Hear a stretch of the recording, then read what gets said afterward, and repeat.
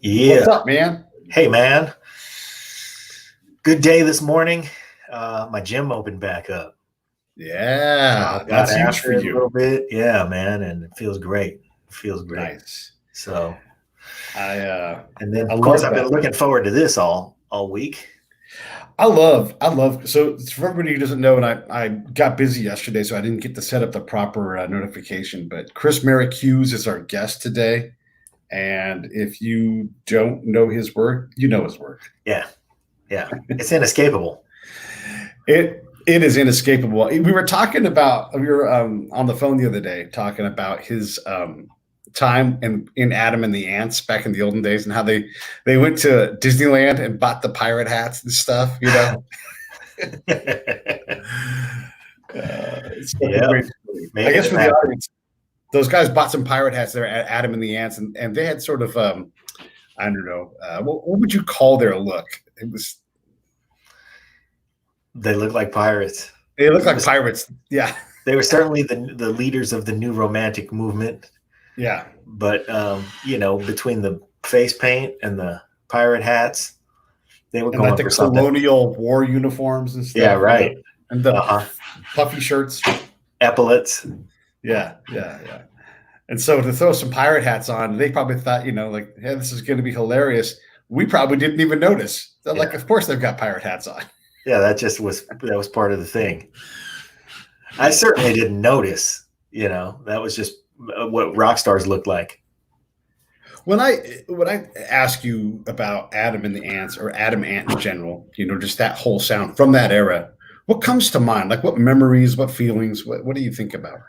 Well, the thing that was special about Adam and the Ants for me was they had two drummers.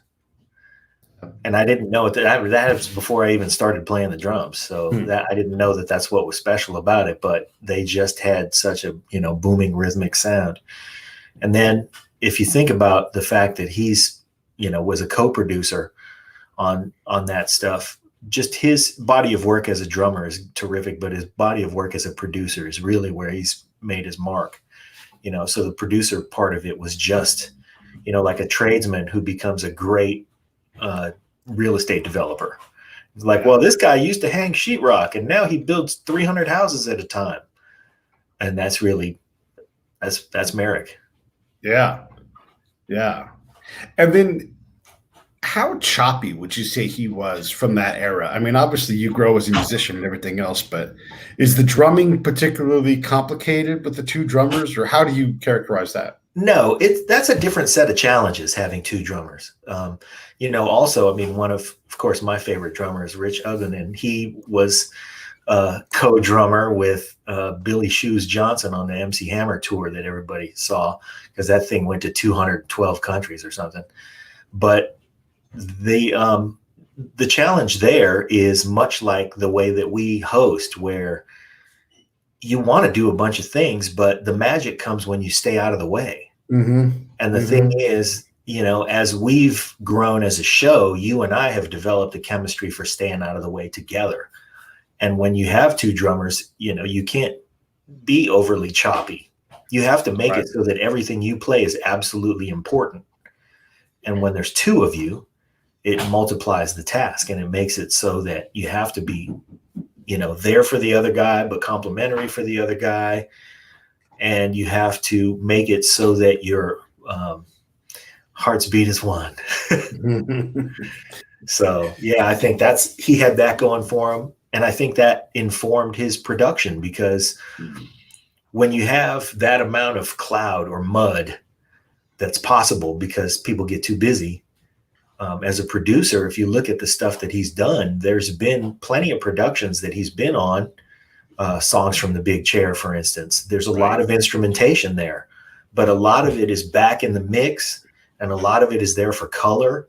And so he's really been a master of that. And so as a producer, that's really what I look up to him for. I mean, he co-produced Red Rain for Peter Gabriel. Look at all the shit that's going on in that song.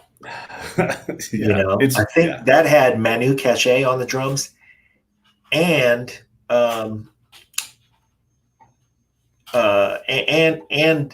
when you have like world rhythmic stuff, and and you have a straight rhythm laid down. He's doing stuff on the toms. Jerry Murata is playing the groove. So there's two drummers there too. Right. Wildly disparate drumming styles. And for him to have co-produced that, I think was informed by his ability to take a big pile of ingredients and make it not too busy, cut it down to the essence. So that's magic, man. I love his work for that. I just realized I've got an email from Carol. That's Chris's assistant, and he caught a cold. So yeah. Well, let's continue to have the conversation. Well, hey, man, I could wax poetic about him for all kinds of time. I mean, and this is the thing. So this is what a lot of folks don't realize. One of the things I love about our show is that we get to bring these people in who've done incredible work, So like, I wanted to ask you to talk about. And every once in a while, one of them catches a cold.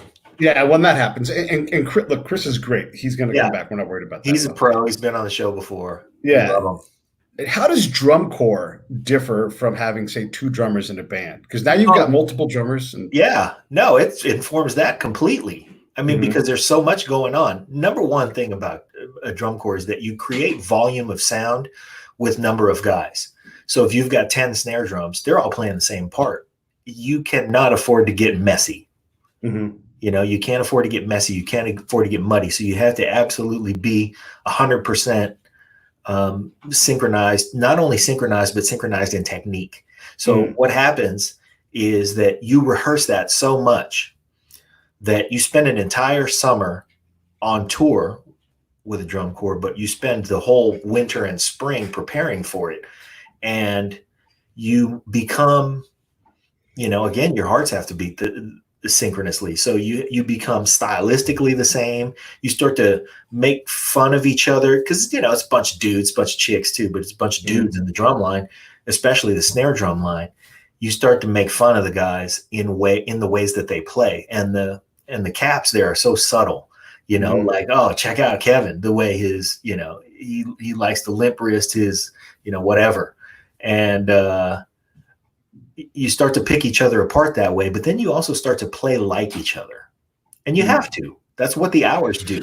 Is the physical similarity required too? Because you're performing, a visual art as well. Like, do you have to we're all going to do it in this fashion? Yeah, for sure. Okay. And you have to account for height differences. Usually you put the tall guy in the middle and you work your way down from there. Okay. So you've been, usually like with I'm in Alamo, California. We have the Concord Blue Devils who, educated me.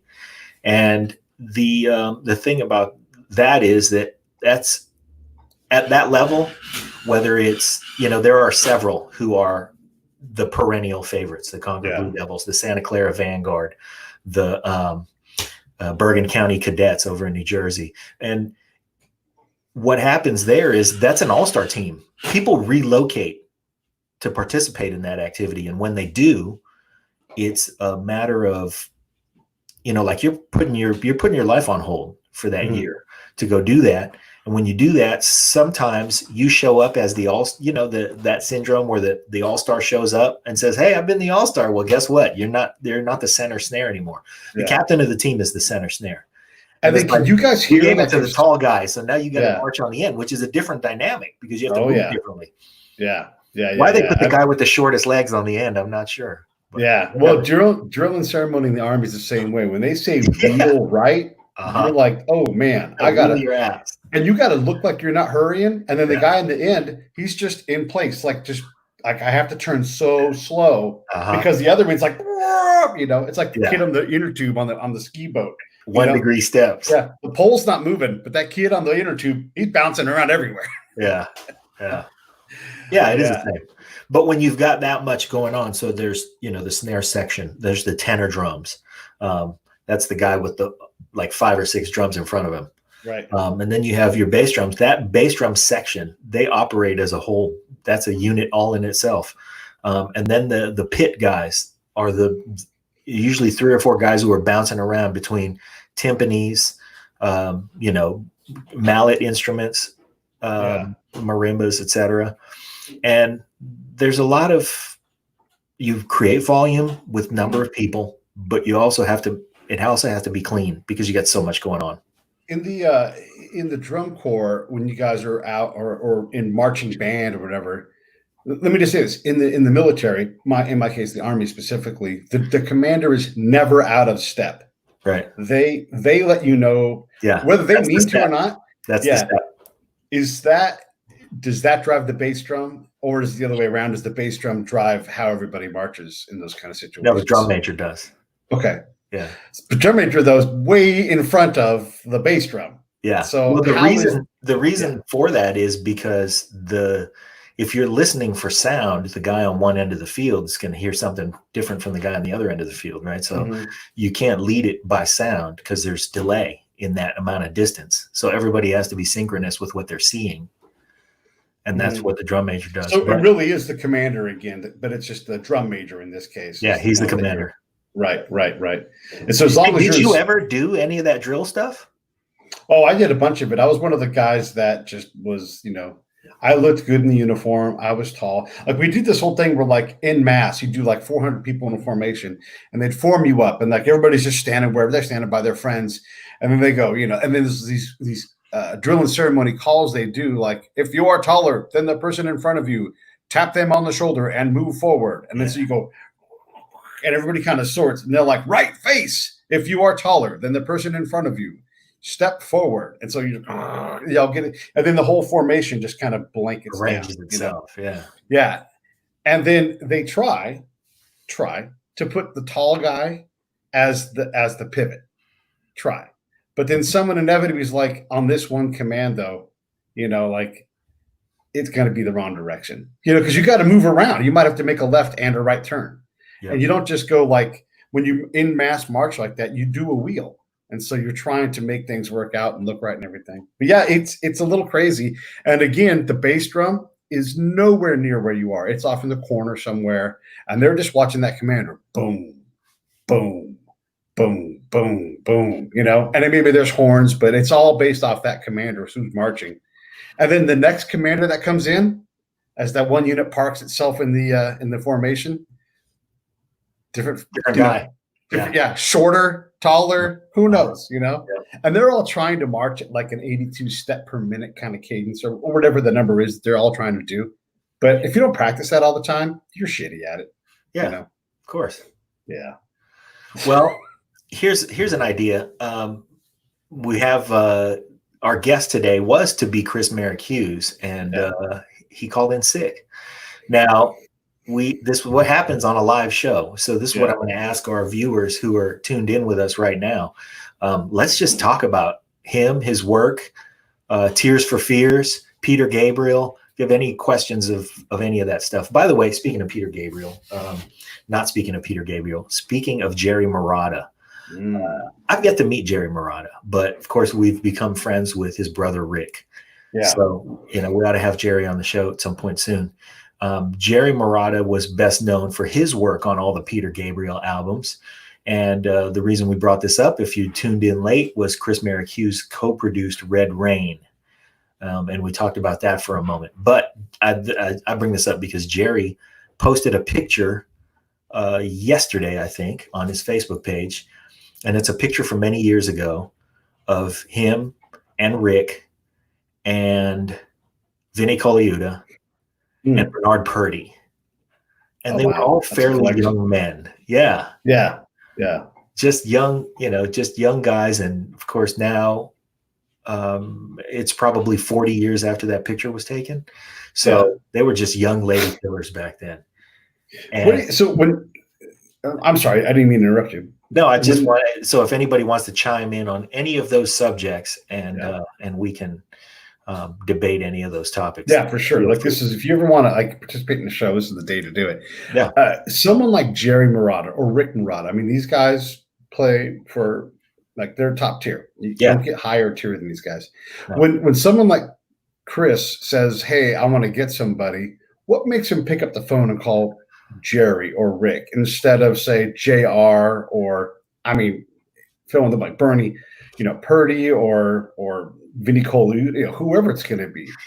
I think it comes down to two things: feel and availability. Yeah, it's like, hey, let's get JR. JR's on the road. All right. Okay. who else do we get? It depends on the sound that you're going for. So, and I wouldn't say it's not rank ordered. It's just like JR is a guy you call. He's always available, Yeah, it is sort of. I mean, what happens to people as they get used to working with somebody? You know how Right. it is. I mean, if I'm going to host a show, I can host a show with a lot of people, but I'm going to call you first. So Yeah. it's just one of those things that you get comfortable with somebody, especially if you have a special or a particular kind of challenge that you're after, and you really need somebody to hold down whatever. And when you have someone like Peter Gabriel in the studio Mm-hmm. who does not tolerate convention, yeah, you want a drummer that can handle that, right? Like you're not looking for someone you want someone that either can contribute ideas or execute abstract ideas. Both. Yeah, absolutely. Yes, you want those two things. Yeah, because he has Jerry Marotta, who's right down he's just going to give you a monster groove with a deep ass pocket. He's going to keep it, somewhat simple, and he's going to give everybody the North Star.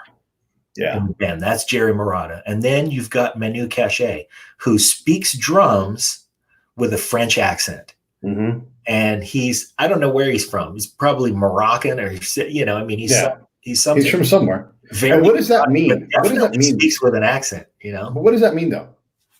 Well, he's got a slur about him. He's got a feel that is unique. He brings ideas to the table that are polyrhythmic in ways that we're not accustomed. Just like Stuart Copeland said that, when they first started off playing reggae, he was playing it, but he was playing it informed by his upbringing in Beirut.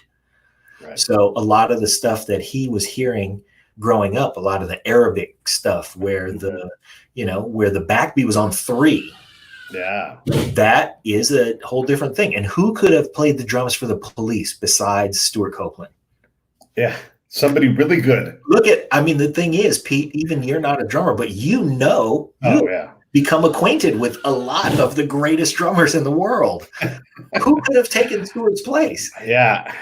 Among all of those greats you personally know. Yeah. You can't come up with somebody.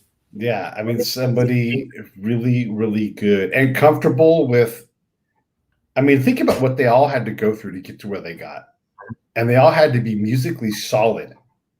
Yeah. And then still, like you have these 3 immovable objects, and they all had to move somewhere to get to where they got, right. And that is ability to drum aside, the ability to artistically get to a place where it all makes sense. Yeah. That ain't easy. No. But that's what made Chirs Merrick Hughes a great producer too, is that he was able to take that his musical upbringing, and translate it to other people and bring other people ideas that brought the best out of them. When you look at a band like Tears for Fears and how choppy they are, like they just, they don't tolerate no messing around with their music and everything. Yeah. And you go to get him. That's an all-star lineup for sure. Right. So a couple of years before he's in Adam and the Ants, how do you take seriously a guy who's in a pop boy band, really, if we're going to look at it? And look at the production. That's the guy that. Yeah, look at the production that he did with Adam and the Ants. He produced a couple of those albums that, right. When you take them apart, they sound great. They may be poppy. Justin Timberlake, pop artist, his albums sound spectacular. Yeah. When you listen to him, you just go, holy cow, this could be, it could be anybody. If you inserted the world's greatest classical composer and gave him an unlimited budget to capture something and said, here, make this sound absolutely monstrous. That's what a Justin Timberlake record sounds like. So, that's what he brought. Here's a good contrast. If you look at early Tears for Fears, like, Elvis Should Play Ska. Yeah. That's a Tears for Fears song. You can identify the Tears for Fears voice in that song. And then you fast forward to The Hurting. Look at the difference. And that difference is Chirs Merrick Hughes. Yeah. The Tears for Fears sound existed. They had a musical voice. They had an approach. It was a ska song and it was different. But you could still hear Kurt and Roland, and you can still hear their interplay off of each other. And then here comes Chirs Merrick Hughes, and really what he did was just enable them and demand more from them, and then open up, just kick the door open. Yeah. No, that's interesting because you think about anybody who works with a top tier band, and Brian Eno is another example of someone like that. I don't know where you guys are going, but I'm always going to be in front of you. I'm always going to be able to get out there and be like, not good enough. Even though none of this has ever happened before, and what they're doing is already incredible, these guys seem to know how to get in front of any artistic endeavor that they're in front of and lead it. Yeah, maybe. Or is it choices? Maybe. I mean, sometimes you go, yeah, I can hear that this guy can get in front of anybody, but it could be the fact that he's chosen properly. He's chosen the guys that he really can get in front of or really can get behind. Right. Yeah. I mean, if you stuck, Daniel Lanois with, I don't know, man, I don't want to pick somebody out who's not good. Yeah. But if you stuck him in front of somebody who's not good. But you can have, so you can have the wrong combination though. Like, pick a band. I mean, Quincy Jones can. Anybody come up with a wrong combination? Yeah. Quincy Jones can produce anybody at any time. But if you get Quincy, you're getting what Quincy does. Yeah. And so, there's like it is weird like that, right? Like you have to find the right producer, the producer who's able to get you. And like, here's an example where it didn't work. Rick Rubin and U2, it didn't work out. Yeah. They got in the studio, they spent a lot of money, they recorded a lot of stuff, and U2's like, it just ain't working out. Yeah. Or maybe Rick said that, or maybe they agreed to say, I don't know how that went down. But that music ain't going to see the light of day until they're dead, and they're like, oh yeah, the Rick Rubin files, and it'll be not good enough, Yeah. Because they decided. Maybe it'll age differently, and maybe it'll be pretty good then. But whatever it was, whatever reason, they weren't feeling it today. Yeah. I mean, the thing about Quincy Jones, you do get what Quincy delivers, but Quincy had thought about doing a pop record for a while. And then when he went, it's time, I'm going to do one. Mm-hmm. I'm going to go get Michael Jackson. Yeah. He didn't just grab anybody, what I mean? Like, who needs to do a record by himself? Yeah. And who's the guy to do it? And then Michael Jackson, from his side, he was like, I've been making these records with my brothers all this time. It's time I ventured out on my own, and it's scary. And so, hey, if you're going to be scared to venture musically, well, what better guide can you get? Yeah. Than Quincy Jones. Interesting you bring that up because, what is it, Wednesday this week? We have Chad Wright. Yeah. At 5:00. So yeah, man, take your dinner break and come check us out with Chad Wright. He's been the touring drummer with the Jacksons for a while. Yeah. And the thing is, once you get into that Jackson clan, musically speaking, they'll keep you busy. They're all doing something. At some point, they're all recording. This is the funny thing, like the Jacksons in general, they leave your consciousness, like they're not part of the zeitgeist. But really, they are. They're just out working all the time. Sort of like the Escovedos. Like you think about Sheila, and maybe she's up on on the internet doing something here and there, but they work nonstop. Those guys, always working. Except for Juan, he's always eating hot dogs. You're right about the Escovedos and the Jacksons. And I've said this before about the Jacksons. If you took Marlon, out of the Jacksons, he'd be the star of whatever fucking band you put him in. Right. If Marlon Jackson was suddenly in, I don't know, Kool and the Gang. Yeah. You'd be like, all right, Marlon, let's check you out. Marlon and the Gang. Yeah. Never mind that Kool. It's just one of those things where that whole band is, everybody in it is so good, but there was only one Michael. What would you say is I saw a clip recently of Jermaine Jackson on the Arsenio Hall show. And you guys go look this up. It's Jermaine Jackson on the Arsenio Hall show, and they play Let's Get Serious. And that was a big hit for Jermaine, and I think it probably sold 900,000 copies. A huge hit for anybody else, and Jermaine's biggest hit. But if you're a Jackson, that's like Tuesday. Yeah. So yeah. Anyway, they play that song on the Arsenio Hall show, and he sings it, if anybody knows that song, it's a pop tune, and he sings it great, does a great job. But he also is playing the bass, and the bass part to that song is a motherfucker. And he's playing it like he's walking down the street. Yeah. So playing and singing that is to him just walking and chewing gum. And that's it's great that you say that, because in the album fights, one of the things you get to do is listen for those things, and you discover things that are in plain sight, like who the fuck is on this bass line? Then you look in and you're like, oh, that's fill in the blank, whoever it is. Right. But there they are, like in this very pedestrian song, but they're like, today, this song, this is my song. I'm gonna fucking rock this shit. Yeah. Oh, speaking of bass players, doggone it. Yeah. There's James Early. Now, all right. Anybody who's new to the show, James Early was guest number 1 on the Break It Down show. He's guest number 1 in my heart. So that's what I think about James Early, and he knows it. He says, tell Chris, great job playing drums on Shout. Yeah, Shout. That was great. And that was a great representation of Chris on the drums. The use of drums and the drum machine together, not a big surprise. I was going to ask him about Shout, but I was also going to ask him about, and we will, James, but I was also going to ask him about Everybody Wants to Rule the World, because my latest musical endeavor is a British invasion band called the Commonwealth. So we're going to be out this summer as soon as we all can get back to having live music events. But we play all British songs.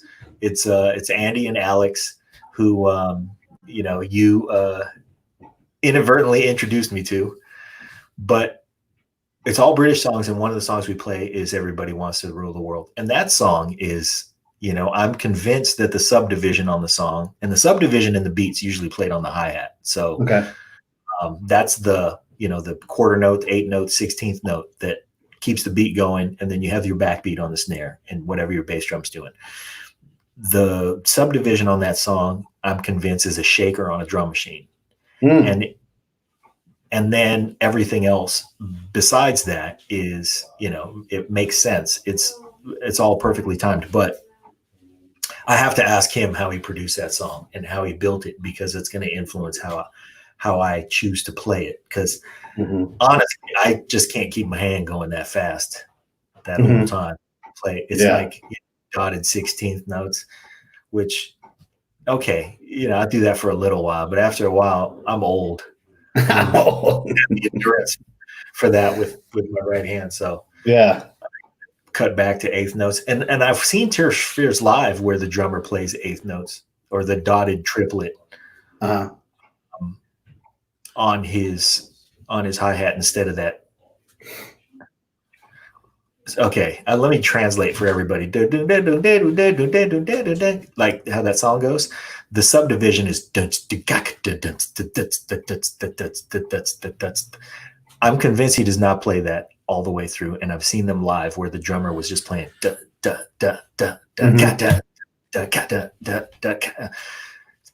to take it easy.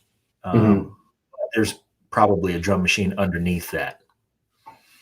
So thank you, James, for your input on that. That's a tough song. 6/8 time. Why is 6/8 time not 3/4 time?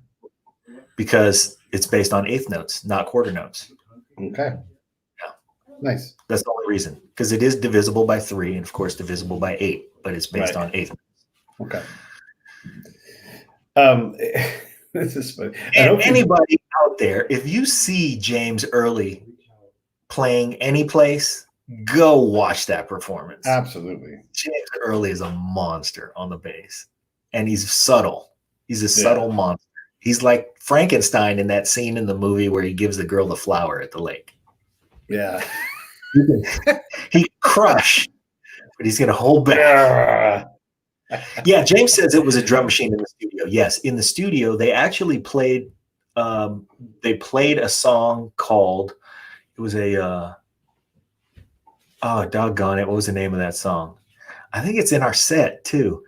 I should just send James a Waterfront. link. And James, I'm going to send you a link and come join us. I'm going to send it to you now in Yeah, Facebook. James. So anyway, the song is called Waterfront. It's a song by who sang Hey, hey, hey, hey. Don't You Forget About Me. Who sang Don't You Forget About Me? I'm busy trying to get James on the thing here. You get James on the thing. I'll figure this out. Anyway, the song's called Waterfront. And they played that in the studio. And Simple Minds. And that was the basis for the drum machine part in Everybody Wants to Rule the World. We'll try to get James in the studio here because we should just have this conversation with him. Yeah, I don't know if you saw the other day. This is not 100% on topic, but someone put up a picture of like, you know, how they were too legit to quit. And he's like, that's my shit. Right. And it is. Like when we had Gabby Reese with that wonderful picture of her with the dumbbells upside down in a bikini underwater. And I'm like, everybody needs a moment like that. James gets to say, that's my shit about too legit to quit. Hey. Yep. It's incredible. Yeah. It's so cool. I wanted to ask you another question about Tears for Fears and Chirs Merrick Hughes being their producer. When is enough? When like those guys are like, okay, we've done that. You've helped us grow to this point. Evidently, halfway through Seeds of Love was when enough went and I think it was an amicable split too. I don't know. Yeah, I'm sure they all must see it coming, you know. Yeah. So you know what I'm excited for? This is again. Did you think that musically was a departure? Seeds of Love, how they I think Brian's is that a Barry sax in there? Birder. Or is that keyboard? That's keyboard probably.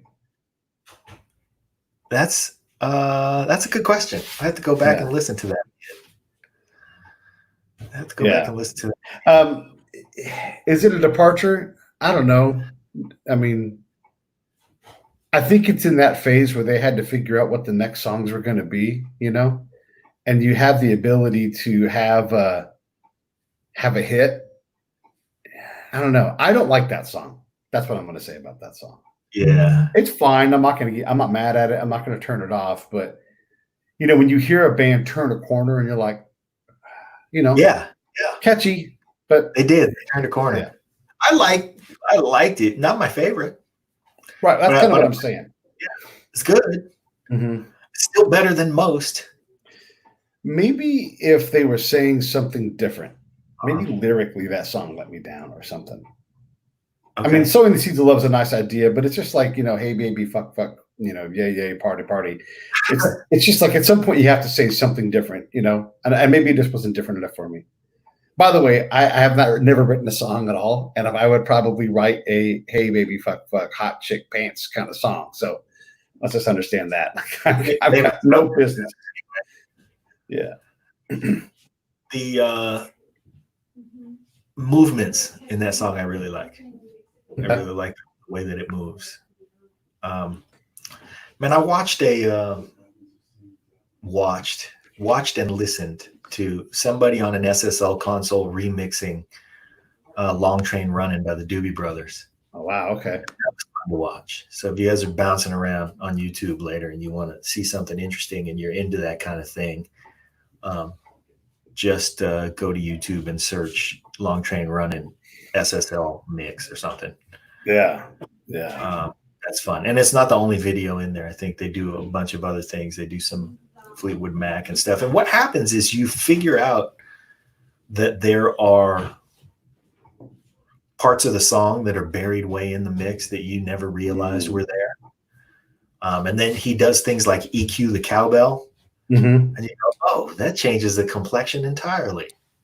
So those are the things to hear. It's neat when you really are working hard to listen to something and you're trying to find some element of the song, like when the bass line just almost disappears for some reason, and you're just like, you can hear it, but you got to work first off, my ears are all blown up. But second of all, like when it really is, it's taken down in the mix and it's just barely there. And they bring it. I love that kind of discovery when you find something that's very unique about a song where, we're just going to bring this in now we're going to take it out. Those choices, fascinating. That's why I love Prince songs, because you find things in, especially when, I don't smoke much weed anymore, but back when I was a much younger man and used to imbibe a lot more frequently, I used to love to do that and listen to Prince songs, because then you'd hear that, what is that? Is that a wind chime? Mm-hmm. And you just hear things buried in the mix when your ears were tuned up differently. And that's fun stuff. Mm-hmm. That's fun. Mm-hmm. Okay, so I have a musical story that I like to tell, and VJ just reminded me of it because it's about our friend Jared.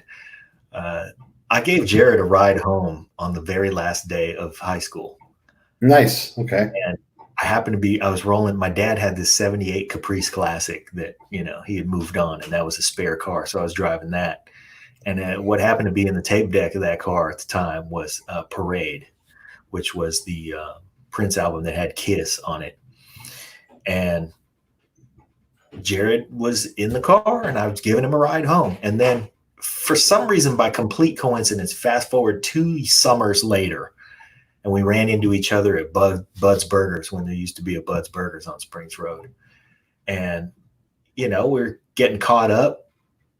And I said, well, what are you doing? And he was like, oh, I'm just going to go, we were just farting around in the summer. He was like, I'm going to go down to the basketball court somewhere and play basketball. Oh, okay. I'm going that way. I'll take you over there. And he gets in the car. And by complete coincidence, the same tape is in the car. It was back when there were tape.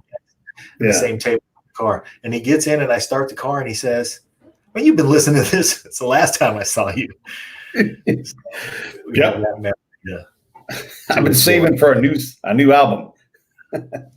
How about James here with the Prince and the bassline story from When Doves Cry? Yeah. I think the story was that he did have a bass line written for it, but he had a tape in the car when he picked, I think he picked Matt Fink up from the airport, and he had a tape in the car, and it was of the mix without the bass line. And he heard it and loved it and said, man, there's no bass line. He goes, I like it like that. I think I'm going to leave it out. So who followed suit with that? Like, did anybody have the guts to do the same thing? And was there like a whole bunch of bassless songs over the next couple of years where folks were like, no. There were probably a whole bunch of attempts. They need to put Bud's Burgers back on Springs. That's true. Yeah, it's an interesting choice. And it's one of the things that makes, in terms of album fights, it's one of the things that makes Purple Rain such a fantastic album. Like 9 songs, and it's not a perfect in terms of all 9 songs blow you away, but yeah, you got honestly one of my favorite Prince albums. Which one? Purple Rain. It's not, right? Yeah. But when you put it head to head against another album, 9 songs. It's got punches, for sure. Boy. Yeah, and you have things like choices like When Doves Cry later in the album where you're like, that's going to be hard to beat, Yeah. And then, of course, Purple Rain is always towards the end, and you go, the last round's best round. So I hope somebody has a powerhouse for him. Why is Purple Rain such a great song? I don't know. I've just heard it so many times. I don't have the same emotional attachment to it that other people do, because I've explored all the other parts of his musical journey. But, it's a great song for all the reasons that everybody else wishes they had a Purple Rain in them somewhere. I would love to just have said that I wrote something that great or did anything that great. Because of just what it is. There's an intro that pulls you in. It's slow, it's sultry, and it's simple. And then it pulls you into, and the constant build. One of the things that he was masterful at was and James will definitely relate to this as a, see, I was going to get all technical, and then VJ said it's the emotion in the song, and he's right. Yeah. I could say all the other things, as a craftsman, he built a great song, but all of that doesn't matter. It's the And emotion. you know what I'm going to say, because this is what makes this song like so great. There are so many areas, like the emotion, the Prince-ness of it, the message in it. But also when he plays at the Super Bowl and it's pouring fucking rain and the producers are losing their minds wondering how he's going to do this. And he's like, can you make it rain harder? Can you make it rain harder? Fuck me. Yes, we can. Yeah. Matter of fact, never mind the game. Let's get Prince out Isn't there. Isn't this Miami? Can you bring in a hurricane? Yeah. There's a thing about it that, he was able to capture those emotions and he was able to wring them out. And that's what made him great. And the funny thing was, as a producer of other artists, he never did that great a job as a producer of other artists. And I think it was because he always had a singular vision and was able to execute it in ways that other people couldn't, just didn't have anybody who he could command the same way he could command himself. So he does have some songs out there though that Yeah, I mean, I'm not saying he wasn't, it wasn't good at. I mean, let's face it, he was much better than most. Oh yeah. But he wasn't a Quincy Jones level producer for other people. Yeah, and his best work for himself. Yeah, a lot of the works, like with the lady acts that he had, Do you remember that Taja Seville album? You don't? Exactly. But there's a lot of he sold vapidness and sexiness, which is good, but it's not long lasting. No one's screaming for a Sheena Easton to go out on the road and play pavilions. And it's not because of Prince. It's and he just kept doing that, as opposed to. I mean, he did a lot. I'm not in any way bashing Prince, but maybe that's just I know how to make this popular. Let's get you broke out so you can do something. And maybe that was the main goal, let's just do this so people love it and buy your album. I don't know.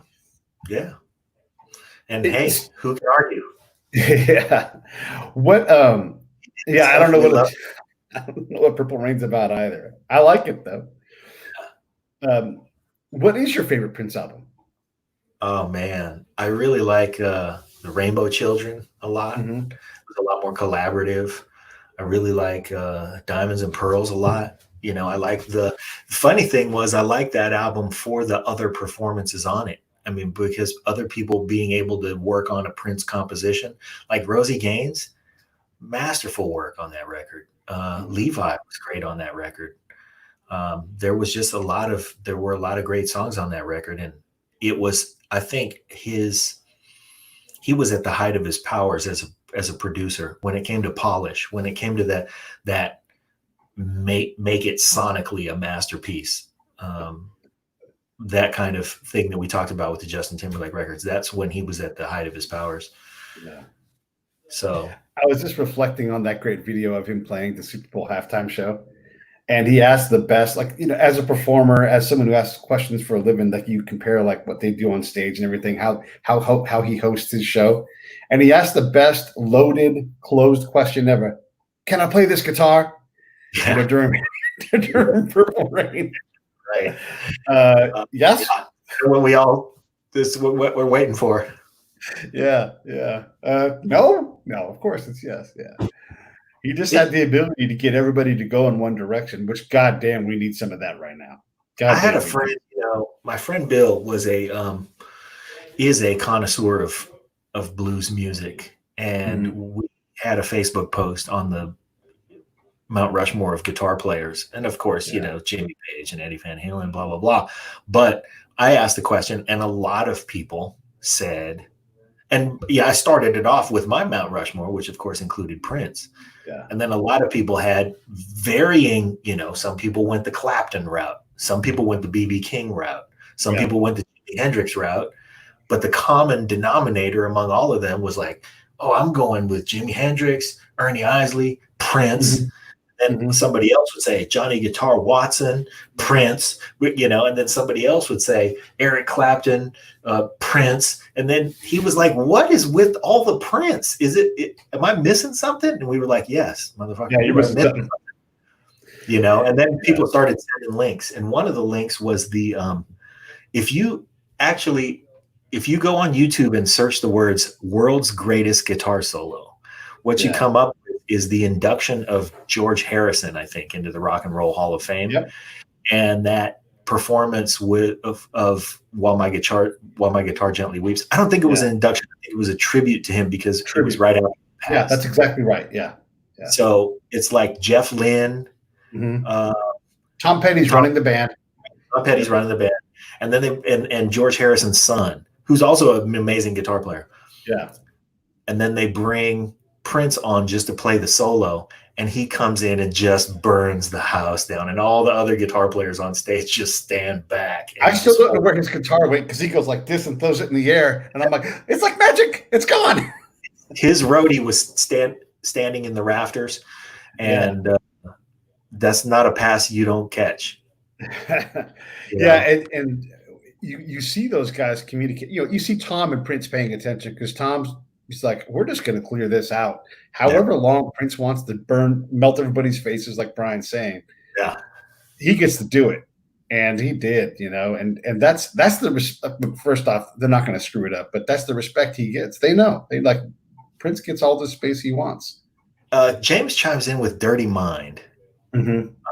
And Prince, which was his eponymous album, was his second. His first album was called For You, and it was very Warner Brothers. And they gave him a big budget, and they flew him out, and he holed up at the record plant out here in Sausalito, and he lived there for a month. And while he lived there, he recorded the album by himself. And he did all of that with all of that budget. And then they said, well, we have a multi-album deal and you still have to deliver the rest of those albums, and you wore out this budget, man. So you better go. You got to deliver, like, your next 2 albums have to be awesome and they have to be cheap. So what are you going to do about it?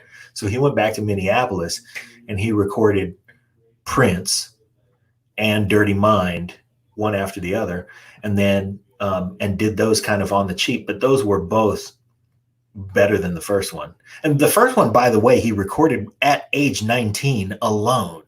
Yeah. With a budget from Warner Brothers. Yeah. So that's a whole different story. But then when they told him, you're going to have to do it better and you're going to have to do it cheaper, he went, all right, I'm going home. I'm going back in my basement, and then let me just churn out these 2 albums that will kill. And they were both there was so much variety on both of those records because he was sort of untethered and not thinking about budget and just being creative. And, Prince, the album was a good album. Dirty Mind, though, man, that's when he really was, to me, had figured it out and was, of course, punching way above his weight, because there was so much variety on that and so many good tunes and just good, like, rock and roll not Stratocaster, Telecaster, no effects pedals. Let me just play this guitar. And so when people think about Prince's guitar playing, I say go back to Dirty Mind and listen to songs like When You Were Mine, and just listen to him just be a guitar player. Yeah. Yeah. Just listen to him be a rhythm guitar player with a bare bones naked Telecaster in his hand. And he does that. And then he writes songs with, like, Sister. What the hell was that? Mm-hmm. Definitely not like a song that you would think, hey, I need a song like that. Why don't I go to Minneapolis and sign a black guy? He'll give me a song like that. There were, I believe there were 8 songs on that album, 9 songs on that album. You didn't see some of those songs coming. Uptown was on that album. That was a little more mainstream, but that was also great. Party Up, also great. I mean, that was a classic. Thank you, James. I'll be listening to that on the way home today. When you think about the Mount Rushmore of guitar players, like, you have to think about, like, what it means. So again, I'm going to use the quote on the screen for a little while. Is this Damian producing this show, or is that you? No, it's me. I'm pushing the button. So leave that on there for a while, because that's such a great quote. That was I saw Eric Clapton say that. I saw that. And there's a couple of guys that people have said that about, where they all recognize there's a specific person who they're like, I'm great, but that person, and I don't know what it is. And that sort of like gets in this whole Rushmore question. Like, if you're going to put 4 guitarists up there, I don't have room for both Jimi Hendrix and Stevie Ray Vaughan. I know they're not in any way the same, but they're too same for me. Like I can't differentiate those guys. So I've got to I want something different, like BB or someone like that who does something totally different with the guitar. Yeah. And You feel they like see you want to put a band of guitarists up there. Yeah. Like don't just give me like Eddie Van Halen with like a zillion notes and lots of Bach and all that kind of. That's great. Don't give me another guy like that though. Don't give me another person who's the same thing. You want to put Brian May in there? Great. That's fantastic. But I only need so many triumphant guitar solos. I need something else from my greatness. But that's my mountain. How do you define it? I don't know. I think I just go for biggest impact to me. Mm-hmm. That's where I go. But and then in that regard, I think that there would be room for two guys. But then you might look at my lineup and go, well, those three guys are exactly the same. Yeah. There's a lot of, like I would put Larry Carlton on there. Uh-huh.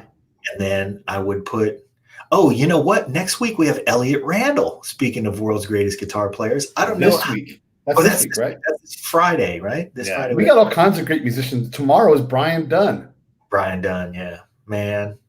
I'm going to ask him about him playing at Cafe Wah because he plays the open mic night, which I think is Wednesdays. He plays at Cafe Wah, and the challenge in that gig is that it's a rhythm section, and then if you're a singer or if you're a soloist or you play some kind of instrument where you're going to take a solo, you come up and play with that rhythm section, and they're really challenged to play whatever you bring them. Yeah. So they're like, hey, I'd like to do, as soon as we mentioned that SSL mix thing I saw on there, Photograph by Def Leppard. Somebody could come up and go, hey, I'm going to play this guitar and I want to play Photograph by Def Leppard. So they play it. And then the next person might come up and go, I do a really good Nancy Sinatra and I want to play These Boots Are Made for Walking. And it doesn't matter what you bring, they play it. Cafe Wah, it turns out, has been there. Like that was the bar of the Beat generation. That thing's been there for years and years and years. Huh.